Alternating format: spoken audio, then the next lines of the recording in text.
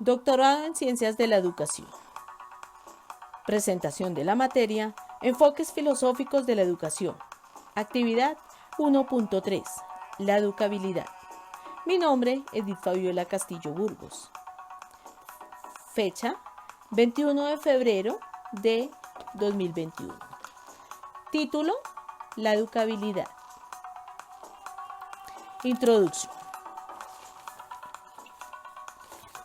Al hablar de educación tenemos siempre que tocar el tema de los éxitos y los fracasos escolares, situaciones complejas en donde los reiterados fracasos y tropiezos en la trayectoria escolar de los alumnos plantean a los actores educativos múltiples preguntas y decisiones de importantes consecuencias para el futuro de los niños.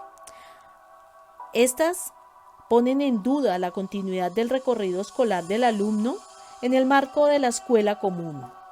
El siguiente video se elabora con base en una serie de preguntas y fueron surgiendo a medida que avanza la lectura sobre la educabilidad, con el fin de tener un acercamiento a este concepto. La educabilidad. Pero surge la pregunta, ¿qué es la educabilidad? El texto nos hace referencia al significado de la palabra educabilidad, una palabra atribuida al conjunto de disposiciones y capacidades que posee una persona. Por lo tanto, podemos definir la educabilidad como plasticidad o ductibilidad, el individuo para moldearse y transformarse por la influencia de los múltiples estímulos educativos. La educación tiene dos elementos. Es más, necesita esos dos elementos. Uno, con capacidad de influenciar, que es el docente, y el otro con la capacidad de ser influenciado, en este caso el estudiante. La fundamentación de la posibilidad educativa reside en la concepción del hombre como ser no enteramente determinado por dos factores, uno la herencia y el otro el ambiente. A esta posibilidad de transformación es lo que en la filosofía de la educación se le llama educabilidad. La educabilidad es una categoría humana. Radica en la capacidad que tiene el hombre de formarse.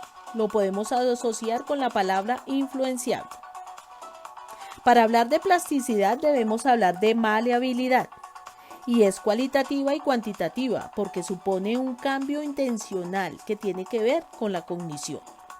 Para hablar de plasticidad es necesario que el cambio o modificación sea diferenciado, es decir, que el que es educable lo es porque es capaz de comunicarse, formarse, tener capacidad de elegir, de tomar decisiones, de adaptarse a diferentes situaciones que le plantee el medio ambiente para crecer tanto a nivel personal y social, porque desarrolla una comunidad para transformar su realidad positivamente. Porque no está constituido totalmente. El hombre todos los días aprende algo nuevo. Educabilidad como principio o límite de la educación. La educabilidad como principio o límite de la educación tiene que ver con el proceso de reflexión en sí mismo y su propia realidad. El ser humano tiene también límites, porque no puede soñar con capacidades ilimitadas, porque la perfectibilidad es limitada y la radicalidad humana también. Y el hombre no goza de plenitud ni de perfección. El hombre es tan vulnerable porque se enferma, porque se puede perder en sus propias decisiones. Es ignorante porque sabe de unas cosas y de otras no. Olvida lo aprendido. Se deteriora mentalmente.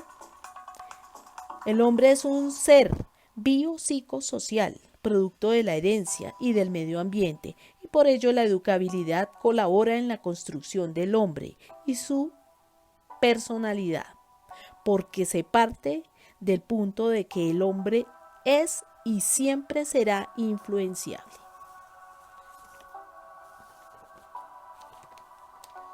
Encontramos dos planteamientos. El planteamiento pesimista y el planteamiento optimista. El planteamiento pesimista, tenemos en ocasiones dudas y lo podemos plantear con la siguiente pregunta: ¿el esfuerzo es desproporcionado respecto a los efectos conseguidos? Cuando hablamos de educación, nos planteamos esta pregunta en varias ocasiones. Aunque demos lo mejor como docentes, aunque manejemos diferentes estrategias, aunque innovemos, aunque facilitemos los aprendizajes, siempre hay factores que interfieren. Unos de los factores pueden ser endógenos y otros psicógenos, que en la mayoría de las ocasiones no permiten cumplir con los objetivos que nos trazamos.